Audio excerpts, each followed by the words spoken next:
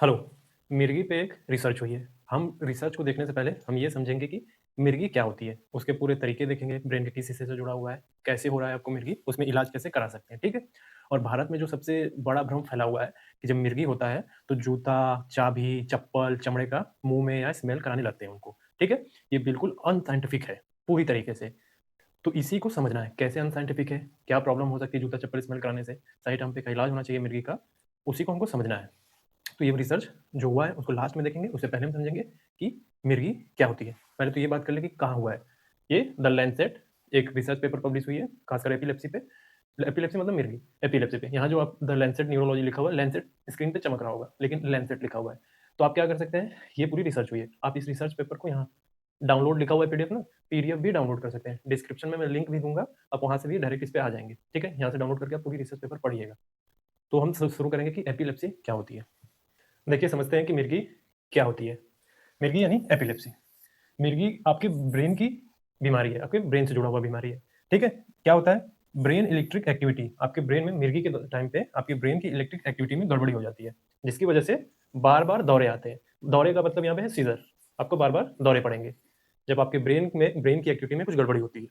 देखिए, एग्जाम्पल में है कि ब्रेन का बिजली सिस्टम जो है कभी कभी शॉर्ट सर्किट कर जाता है। ब्रेन का बिजली सिस्टम, जैसे हमारे आसपास की बिजली सिस्टम होती है, अचानक से कोई तेज बिजली आती है और जरूरत से ज्यादा, तो शॉर्ट सर्किट हो जाता है। जैसे आपके घरों में आप देखेंगे फ्यूज लगाए रहते हैं, जब बिजली आवश्यकता से अधिक आ जाती है, जितनी जरूरत होती है, वोल्टेज पार कर जाता है तो फ्यूज उड़ जाता है। ठीक वैसे ही ब्रेन में जो है बिजली का सिस्टम कभी कभी शॉर्ट सर्किट कर जाता है। दिमाग नॉर्मल कंडीशन में कैसे काम करता है हमको वो देखना है। देखिए, दिमाग जो है, दिमाग का जो इलेक्ट्रिक नेटवर्क है उसमें अरबों न्यूरॉन्स होते हैं, ठीक है? ये अरबों न्यूरॉन जो है आपस में इलेक्ट्रिक सिग्नल के द्वारा बात करते हैं, इलेक्ट्रिक सिग्नल के माध्यम से। तो ये सिग्नल जो है बैलेंस्ड होते हैं और कंट्रोल वे में होते हैं। एग्जाम्पल के लिए, जैसे एक सिटी है और इस सिटी में एक बिजली ग्रिड है, तो हर घर को जो है जरूरत के अनुसार बिजली दी जाती है।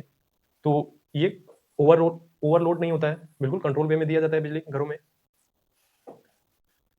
एपिलेप्सी में क्या गड़बड़ी होती है कि जो कुछ न्यूरॉन्स होते हैं अचानक बहुत ज्यादा फायर करने लगते हैं, यानी बहुत ज्यादा तेज बढ़ने लगते हैं। तो ये सिग्नल जो है एक साथ तेज और बेकाबू हो जाते हैं, मतलब एक साथ इतनी तेज से आते हैं कि बेकाबू हो जाता है ये।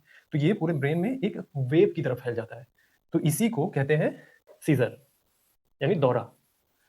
मतलब कुछ न्यूरॉन जो है अचानक से बहुत ज्यादा ब्रेन में फायर करेंगे, बहुत तेजी से ओवरफ्लो हो जाएंगे और सिग्नल जो है एक साथ बहुत तेजी से बेकाबू हो जाएगा और ये पूरे वेव की तरफ के ब्रेन में फैलेंगे, जो इसी को बोला जाएगा सीजर, दौरा। एग्जाम्पल के लिए, जैसे अचानक पूरी कॉलोनी में एक साथ जो है बिजली का एक तेज झटका आ जाए, जिससे लाइट फ्लिकर करने लगे और होगा क्या, आपका पूरा सिस्टम बंद हो जाएगा। वैसे ही ब्रेन में होता है। अभी देखिए, हमको अंतर समझना पड़ेगा सीजर में और एपिलेप्सी में। ब्रेन मतलब दौरे में और जो एपिलेप्सी की बीमारी है। देखिए, सीजर में क्या होता है कि एक बार दौरा होता है, एक बार का दौरा होता है, आपको एक बार सीजर आएगा, ठीक है? हो सकता है इसमें आपको बुखार हो जाए, शॉक लग सकता है आपको, आपकी बॉडी को। तो हर सीजर जो है एपिलेप्सी नहीं होता है, सीधी सी बात है। और एपिलेप्सी में क्या होगा कि आपको सीजर जो है बार बार आएंगे, यानी ये क्रोनिक होता है, लंबी बीमारी है। और एपिलेप्सी में सीजर होगा ही होगा। तो इसका सीधा सा मतलब है कि हर मिर्गी तो इसका सीधा सा मतलब ये है कि हर दौरा मिर्गी नहीं है, लेकिन हर मिर्गी में दौरा बार बार आएगा। अब सवाल ये है कि ये मिर्गी यानी एपिलेप्सी हो क्यों रहा है।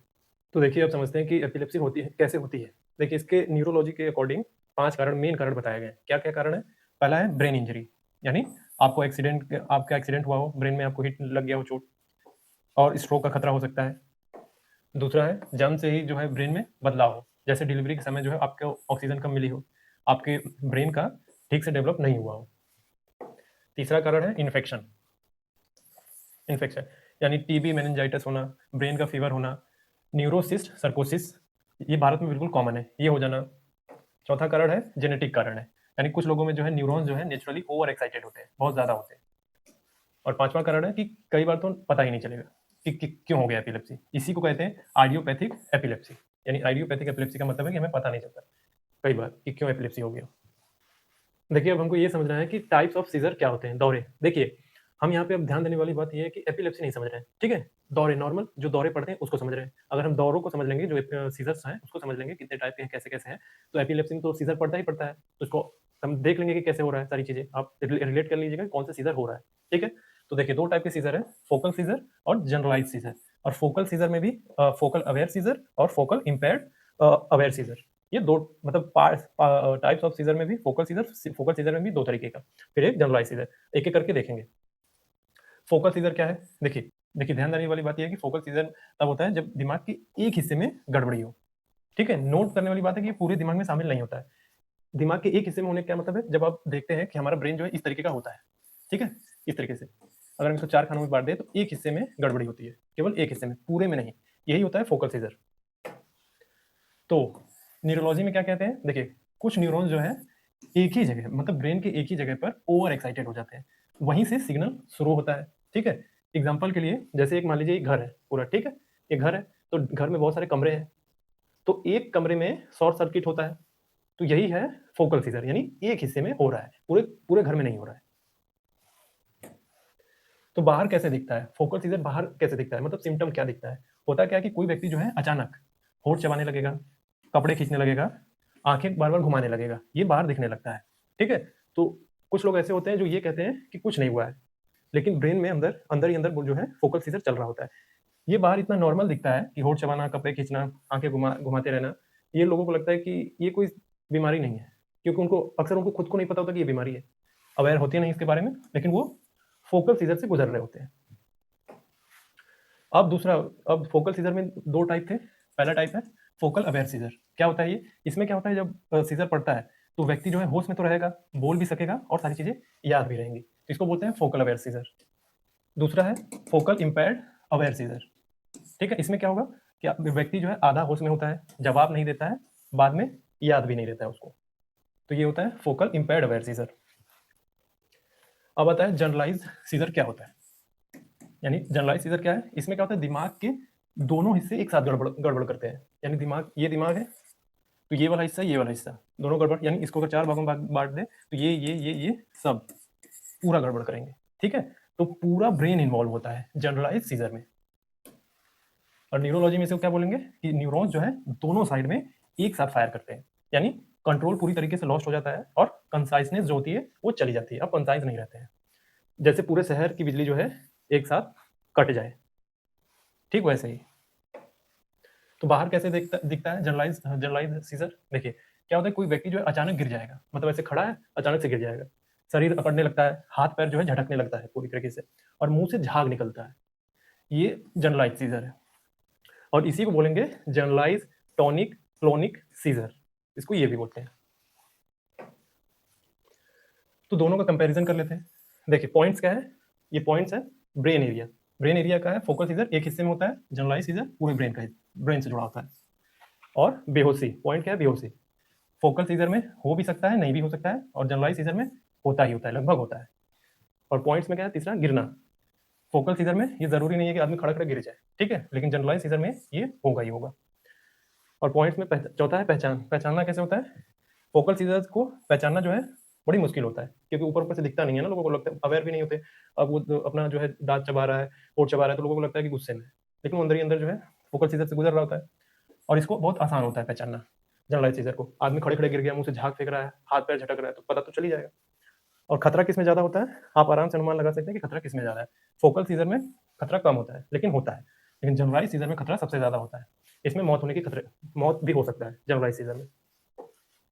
नोट करने वाली बात क्या है कि देखिए, नोट करने वाली बात है कि अक्सर जो है सीजर जो है फोकल, ये जो सीजर है फोकल सीजर से शुरू होकर जनरलाइज सीजर बन जाता है। ठीक है, इसे कहते हैं focal bilateral tonic clonic scissor, ये पूरा नाम है। मतलब आपका फोकल सीजर से शुरू होगा, फिर आप जनरलाइज सीजर पे चले जाते हैं, इसको इसी को बोलते हैं focal bilateral tonic clonic scissor.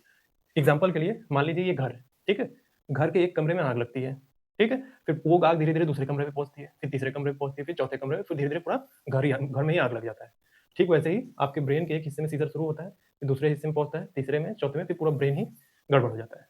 ये होता है फोकल सीजर से जनरलाइज सीजर पे जाना, इसी को पूरा बोल देते हैं focal bilateral tonic clonic scissor. तो अब आपको समझ में आ गया होगा कि ये,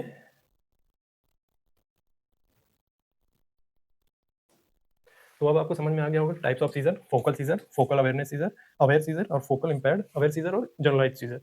और इसमें भी बहुत सारे चीजें कि इसको क्या क्या बोलते हैं। ठीक है, अब हम चलते हैं अगली बात पे। जैसे देखिए, हमको ये समझना है कि ब्रेन के बहुत सारे पार्ट्स में, यानी ब्रेन के बहुत सारे हिस्से में, जैसे फ्रंटल लोब में अगर सीजर होता है तो क्या असर पड़ता है, ये सारी चीजें हमें देखनी है। ठीक है, तो पहला फ्रंटल लोब, देखिए मैं ये दिखाऊंगा भी फ्रंटल लोब कहाँ है आपके ब्रेन के हिस्से में, ये सारी चीजें मैं दिखाऊंगा। फ्रंटल लोब में अगर सीजर हो जाए, फ्रंटल लोब किससे जुड़ा हुआ है? आपके शरीर को चलाने कुदाने से ये जुड़ा हुआ है। चलाने कुदाने का क्या मतलब है? अगर आप चलते हैं ऐसे ऐसे, दौड़ते हैं, उछलते हैं, कूदते हैं, तो ये फ्रंटल लोब इसको कंट्रोल करता है, ये सारी चीजें, ठीक है। अगर इसमें सीजर हो जाएगा तो परिणाम क्या होगा कि आप हाथ पैर झटकने लगेंगे, अचानक दौड़ने लगेंगे, जोर से चिल्लाने लगेंगे और अजीब सा पोस्चर बनाएंगे। ये फ्रंटल लोब में अगर सीजर हुआ तो। दूसरी बात, अगर टेम्पोरल लोब में सीजर हो गया तो। टेम्पोरल लोब किससे जुड़ा हुआ है? आपके मेमोरी से, इमोशन से ये टेम्पोरल लोब जुड़ा हुआ है। अगर इसमें सीजर हो जाएगा तो क्या होगा? आप अचानक डरने लगेंगे, आपको डेजा वू होगा। डेजा वू का मतलब ये है कि आपको अचानक ऐसा याद आएगा कि ये सब चीजें पहले हो चुकी है, ठीक है। ये टेम्पोरल लोब में सीजर होने की वजह से होगा। जैसे डेजा वू हो जाए, पुरानी यादें आने लगे और अजीब सा स्मेल या अजीब सा आवाज सुनाई देने लगे, ये टेम्पोरल लोब में सीजर होने से होगा। और पेरिसिल्वियन इंसुला, अगर इसमें सीजर हो जाए तो क्या होगा? ये किससे जुड़ा हुआ है? ये आपके सांस लेना, गला से और ऑटोमेटिक फंक्शन से जुड़ा हुआ है। सबसे सेंसिटिव एरिया है। अगर यहाँ सीजर हुआ और इसको ठीक नहीं किया गया तो आदमी मर भी सकता है। क्यों? क्योंकि आप ध्यान से देखेंगे कि इंसुला और पेरिसिल्वियन ये पूरा सांस से जुड़ा हुआ है। सांस ही रुक जाएगी तो कहाँ से जिंदा बचेंगे? तो अगर यहाँ सीजर होगा तो सांस अटकना, गला बंद लगना, दम घुटने जैसा लगने लगेगा और हार्ट रिदम, आपका जो हार्ट रिदम है उसमें वो भी बिगड़ सकता है। और ये है ऑसिपिटल लोब। और ऑसिपिटल लोब किससे जुड़ा हुआ है? आंखों से जुड़ा हुआ है, ठीक है। अगर यहाँ सीजर हो जाएगा तो क्या होगा कि तेज रोशनी दिखने लगेगा, आपकी आंखों में काफी चमक जैसा लगेगा, जिगजैग लाइन दिखने लगेगी, अंधेरा होगा या आंखों के सामने ब्लर हो जाएगा, अंधेरा छा जाएगा, ब्लर जैसा दिखने लगेगा। तो ये ऑसिपिटल लोब में अगर सीजर हो गया तो। अब इंपॉर्टेंट क्वेश्चन क्या है? इंपॉर्टेंट क्वेश्चन ये है कि सीजर लोकेशन यहाँ इंपॉर्टेंट है इलाज के लिए। देखिए डॉक्टर क्या है, ये पहचान पाते हैं अगर सीजर का लोकेशन हमें पता हो एकदम एग्जैक्ट कि फ्रंटल लोब में हुआ है, ऑसिपिटल लोब में हुआ है, ये या इंसुला में हुआ है, ये लोकेशन अगर डॉक्टर को पहचान पाते हैं तो सीजर का जो मेडिसिन होता है उसकी दवा अच्छे से दी जा सकती है। सर्जरी करनी है या नहीं ये तय हो जाता है। और कुछ लोकेशन तो बहुत ज़्यादा डेंजरस होते हैं, जो मैंने बताया ना, जो सांस से जुड़ा हुआ खासकर इंसुला पेरिस, ये वाला हिस्सा, ये इंसुला पेरिसिल्वियन जो सेंसिटिव एरिया है, ठीक है। तो ये सारी चीज़ें हैं। अब मैं आपको ये दिखाता हूँ कि ये फ्रंटल लोब, ऑसिपिटल लोब, ये ब्रेन के किस हिस्से में है। देखिए देख रहा हो तो ये पेरिसिल्वियन है, पेरिसिल्वियन इन इंसुला, इधर पेरिसिल्वियन लोब, ठीक है। Frontal lobe, frontal lobe, temporal lobe, occipital lobe, brain के पीछे वाला हिस्सा, ये यहाँ कान के पास जो है टेम्पोरल लोब, ये हिस्सा फ्रंटल लोब, ब्रेन के आगे वाला हिस्सा। देखिए इस रिसर्च में सुडेप का जिक्र है। इसका फुल फॉर्म है sudden unexpected death in epilepsy. इसका मतलब है कि अचानक बिना किसी कारण के मौत हो जाना। मतलब आप रात में बिस्तर पे लेटे हुए हैं और अचानक पड़े पड़े मर गए। कैसे मर गए? आपको दौरा पड़ा, कोई आपके पास था नहीं देखने वाला, तो आप मर गए, कोई सपोर्ट मिला नहीं, ठीक है। तो सुडेप से मौतें बहुत ज्यादा होती है, खासकर एपिलेप्सी में। तो इसी के बारे में आगे हम देखते हैं क्या रिसर्च हुई है। देखिए ज्यादातर मामलों में सुडेप में रात में सोते समय बिना किसी गवाह के अक्सर तेज दौरों की वजह से मौत हो जाती है। बिना किसी गवाह के से मतलब ये है कि आपके पास कोई था नहीं सपोर्ट सिस्टम के रूप में, आप अकेले कमरे में सो रहे थे, आपको अचानक दौरा पड़ा और आप मर गए, ठीक है। तो इस रिसर्च का मकसद क्या था? देखिए इस रिसर्च का मकसद ये था कि किन मरीजों में सुडेप का खतरा ज्यादा है, यानी अचानक मौत हो जाना, यानी, और दूसरा था कि क्या ऐसे संकट, यानी क्या ऐसे संकेत यानी बायोमार्कर्स है जिनसे ये पहले खतरा हम पता कर सकते हैं कि अगर ऐसा खतरा हो तो हम उसको पहचान ले पहले ही। क्यों पहचान लें? ताकि हम मरीजों को पहले से ही चेतावनी दे सके या चेता सके कि ऐसी समस्याएं आपके साथ होने वाली हैं, तो आप पहले से ही अवेयर रहें, इससे इलाज बेहतर किया जा सके और मौतें रोकी जा सके, खासकर सुडेप से। तो स्टडी कैसे की गई? देखिए सबसे पहले डॉक्टर क्या जानना चाहते थे कि किन मिर्गी के मरीजों में सुडेप का खतरा ज्यादा होता है। दूसरा क्या ऐसे संकेत है जो पहले ही बता दें कि खतरा क्या है, ये जानना चाहते थे। तो इसका जवाब पाने के लिए स्टडी की गई, इसी का जवाब पाने के लिए स्टडी की गई, ठीक है। अब स्टेप 1 भूल जाइए। देखिए फ्रांस के 16 बड़े एपिलेप्सी सेंटर, ये जो स्टडी हुई है फ्रांस में, जब मैंने पहले ही बोला था कि फ्रांस का कोई पर्टिकुलर स्पेस नहीं है, ये बहुत सारे सेंटर्स को मिला के, बहुत सारे साइंटिस्ट रिसर्चर मिल के, बहुत सारे अस्पतालों और विश्वविद्यालयों ने मिल के एक साथ ये रिसर्च करके पब्लिश किया है। तो लैंसेट के रिसर्च पेपर में जब कुछ पब्लिश होता है तो बहुत बड़े लेवल पे होता है, बहुत लंबे टाइम का होता है। तो ये फ्रांस के 16 बड़े एपिलेप्सी सेंटर में खासकर छोटे छोटे क्लिनिक नहीं थे, मैंने अभी बोला कि छोटे छोटे क्लिनिक नहीं होंगे, बल्कि बड़े सरकारी विश्वविद्यालय और अस्पताल है जहाँ सीवियर एपिलेप्सी के मरीज आते थे, ठीक है। तो जहाँ एडवांस मशीन होते हैं, वहीं पे ये सारी रिसर्च होंगी। तो मतलब ये है कि जब डेटा एक जगह से नहीं लिया गया, बल्कि पूरे देश से लिया गया। देश से मतलब ये है कि इंडिया, पाकिस्तान, चाइना, यहाँ से नहीं, केवल फ्रांस से पूरा डेटा लिया गया। अब कुछ लोगों के मन में ये भी आ सकता है कि फ्रांस का रिसर्च है तो हमको क्या बता रहे हैं। तो भाई साहब मिर्गी केवल फ्रांस में नहीं होती है, भारत देश में भी होती है, और भारत देश में तो हर एक लोग डॉक्टर बना हुआ है। जूता लेके निकल पड़ता है ठीक करने के लिए, मतलब बाहुबली बनने निकलता है, जूता चमड़ा निकाल के किसी को मिर्गी हुआ तो मुँह में डाल देता है, बिना कुछ समझे। वो कोई साइंटिफिक बेस नहीं है कि जूता सुंघाने से वो ठीक होगा। अभी उसके बारे में भी बात करेंगे आगे। तो पूरे देश से लिया गया है, इसलिए ज़्यादा रिलायबल है ये, ठीक है। तो कैसे हुआ रिसर्च, देखिए 1074 जो है मिर्गी के मरीज थे, इनको लिया गया, इनका डेटा पूरा। तो ये सारे मरीज जो है ड्रग रेजिस्टेंट एपिलेप्सी के थे। इसका मतलब है ड्रग रेजिस्टेंट एपिलेप्सी का मतलब इन पर दवाएं काम नहीं कर रही थी, दवाओं से कंट्रोल नहीं हुआ है, ठीक है। तो हॉस्पिटल में इन्हें एडमिट किया गया, सर्जरी व एडवांस जांच के लिए ये आए थे, क्योंकि सुडेप का खतरा ऐसे ही, क्योंकि सुडेप का खतरा इन लोगों में ज़्यादा होता है। ये जो हॉस्पिटल में एडमिट किए गए सर्जरी और एडवांस जांच के लिए आए थे, और खासकर ये जो ड्रग रेजिस्टेंट एपिलेप्सी के पेशेंट होते हैं, इनमें दवाएं जो काम नहीं कर रही हैं, इनको एडमिट किया गया, और इन्हीं में सुडेप का खतरा ज़्यादा होता है, ठीक है। तो इन मरीजों को ऑब्जर्व किया गया पूरी तरीके से। क्या हुआ था, जब कैसे ऑब्जर्व किया गया, जब ये हॉस्पिटल में एडमिट थे, कैसे ऑब्जर्व किया गया, वीडियो, ये एक ईईजी मशीन होती है, ये एक मशीन है, ठीक है। हार्ट रेट चेक किया गया, वीडियो ईजी किया गया, ईसीजी चेक किया गया, ऑक्सीजन लेवल चेक किया गया, एसपीओ2। अभी मैं ये सब दिखाऊंगा आपको, ईसीजी, ईईजी, एसपीओ2। एसपीओ2 का मतलब ये है कि आपके ब्लड का ऑक्सीजन लेवल चेक करते हैं। तो 8 साल तक फॉलोअप किया गया। फॉलोअप का मतलब आप पिछले रिसर्च में देखेंगे तो पता चल जाएगा कि लंबे टाइम तक ऑब्जर्व करते रहते हैं लोग। जो हॉस्पिटल से डिस्चार्ज हो गए वो मरीज, ठीक है, हॉस्पिटल से डिस्चार्ज हो गए, लेकिन जो रिसर्चर थे उन्होंने अपना रिसर्च जारी रखा, उसको छोड़ा नहीं। उन्होंने हर साल चेक किया, ठीक है, मरीज जिंदा है या नहीं, अगर मौत हुई है तो किस कारण से मौत हो गई है, ये पता करते रहते थे ये, ठीक है। कैसे, गवर्नमेंट आईडी डेटाबेस से चेक कर लेते थे, क्रॉस चेक करते थे, वो फोन करके बात कर लेते थे, ठीक है। तो मेडिकल रिकॉर्ड देखते थे वो, इसलिए कोई मौत छिप नहीं पाई पूरे इन 8 सालों के फॉलोअप में। तो इस दौरान हुआ क्या, देखिए इस दौरान हुआ क्या कि 1074 मरीजों में से 42 लोगों की मौत हो गई, मर गए, ठीक है। और इन 42 लोगों में भी 18 मौतें कौन थी, सोडैप की वजह से हुई थी। 18 मौतें सोडैप की वजह से हो गई थी। तो ये मौतें ज्यादातर रात में हुई थी, ठीक है, रात में बिस्तर पे पड़े पड़े बिना किसी की मौजूदगी में मर गए। तो इसी को बोलेंगे सोडैप। तो हम आगे बात करेंगे इस पे सोडैप के बारे में। तो देखिए दोनों ग्रुप को कंपैरिजन करने से क्या मिला, मतलब ग्रुप 1 में रखा गया सोडैप जिससे मौत होने वाले लोगों को, मौतें जो 18 लोग मरे, और ग्रुप 2 बनाया गया जिसमें 72 लोग थे जो जिंदा थे। इनका कंपैरिजन किया गया, ठीक है।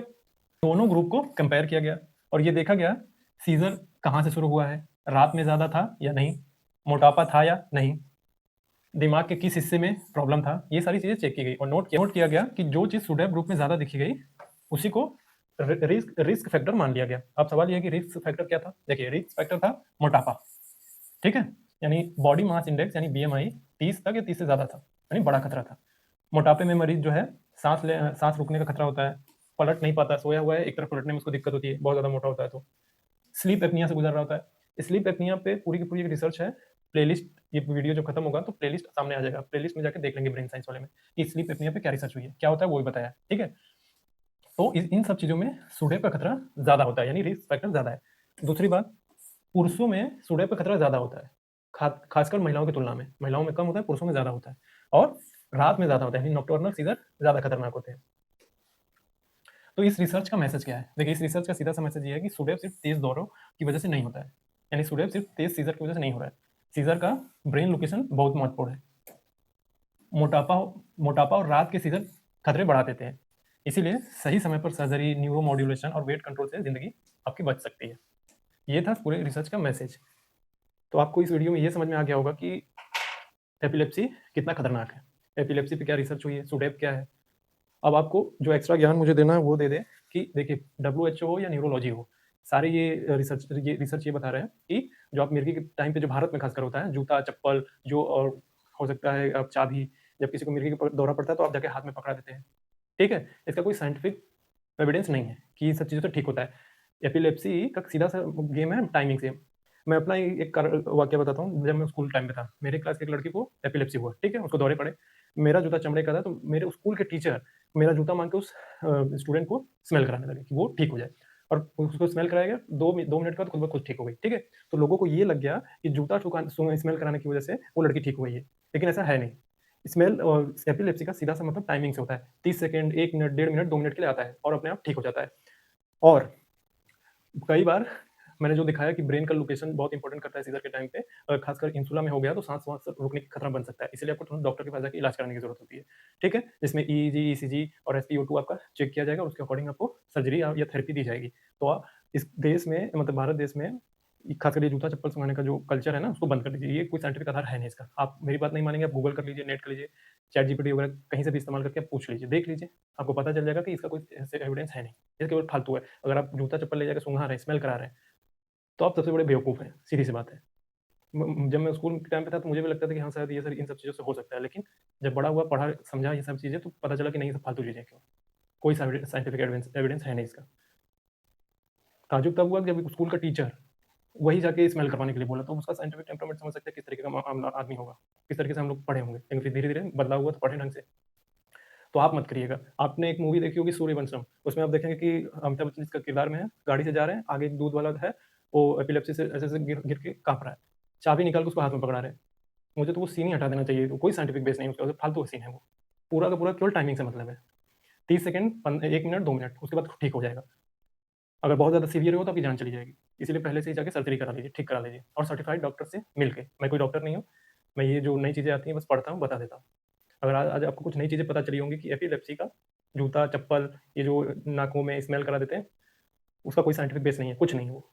मत करिए ये, फालतू है पूरी तरीके से, ठीक है? तो जो मैं हमेशा दोहराता हूँ, मेल, फीमेल, ट्रांसजेंडर के लिए सीरीज़ चल रही है, मतलब सबके लिए है, इनके लिए क्या सबके लिए है। ये ब्रेन सीरीज़ चलती रहेगी, ठीक है? तो ये थी आज की रिसर्च। Thank you.